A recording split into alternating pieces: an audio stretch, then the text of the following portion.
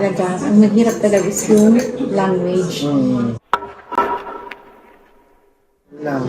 Dati na elementary parang ako yung tahimik lang. Ako yung iyakin.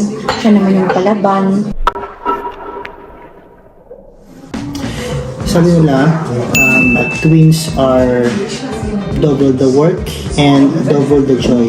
So ngayong araw na to, meron tayong bisita para malaman, alamin talaga kung ano yung experience ng merong kambal at ano nga ba talaga yung love na meron yung magkapatid at specifically is magkambal.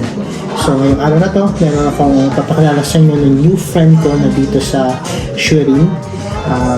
Kasama ko din siya sa sideline ko and isa sa mga nakilala ko last year ng mga bagong nurses dito sa lugar namin.